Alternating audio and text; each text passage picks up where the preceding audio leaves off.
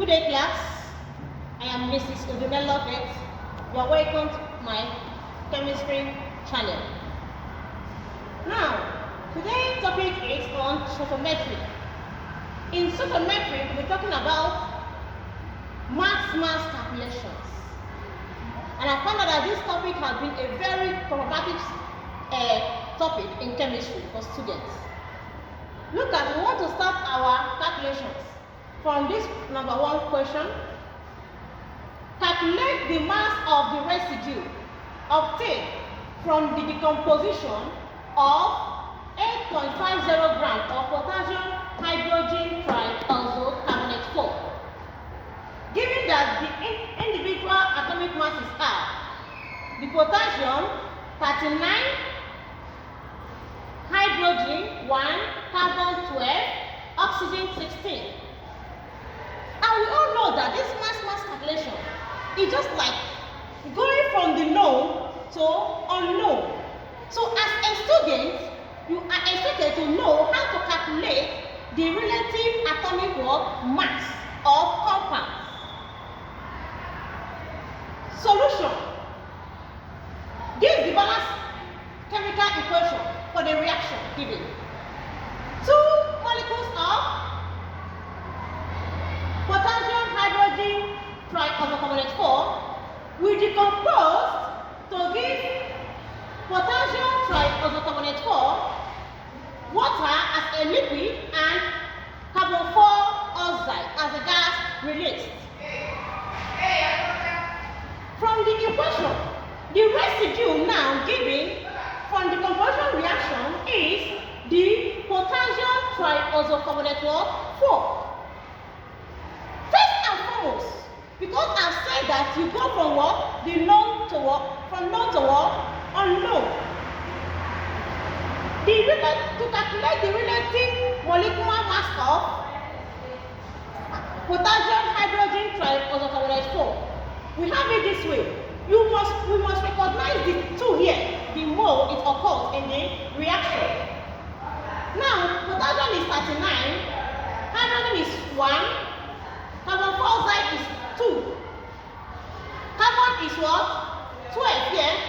Then oxygen, it has 3 atoms here. So in our calculation, we must recognize these 3 atoms in oxygen by multiplying the 16 times by what? 3. Then after the summation, we now multiply it by the 2 mole it occurs as in what? The balanced chemical equation. To give us 200 grams per mole of potassium hydrogen trioxocarbonate 4. That is 2 moles of potassium hydrogen trioxocarbonate 4. Now the next again, we now get the relative molecular mass of the residue, potassium trioxocarbonate 4. Thereby, having the summation as 39, means that potassium here it has 2 atoms. So it now becomes 39 multiplied by what? 2. You add it to this carbon here, which is 12, and the oxygen having 3 atoms, that is 16 multiplied by what? 3. In all, we have the summation given as 138 grams per mole of potassium trioxocarbonate 4.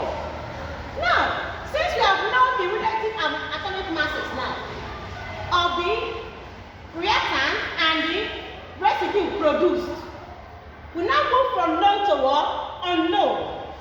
Having said that, if 200 grams per mole of potassium hydrogen trioxocarbonate 4 will produce 138 grams per mole of potassium trioxocarbonate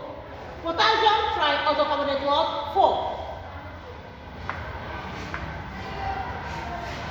Then the mass now given in the equation, 8.5 grams of potassium hydrogen trioxocarbonate 4 will now give us S gram of the residue solid, which is potassium trioxocarbonate 4.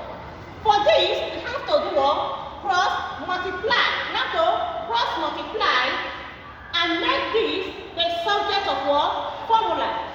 Now, making this subject of formula,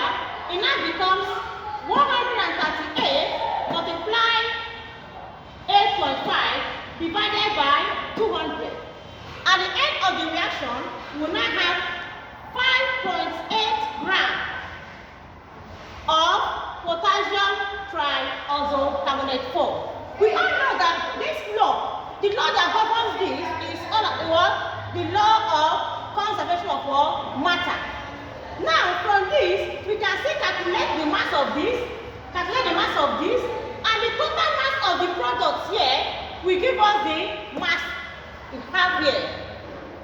Meaning that this has obeyed what? The law of conservation of what? Matter. Thank you all. God bless you.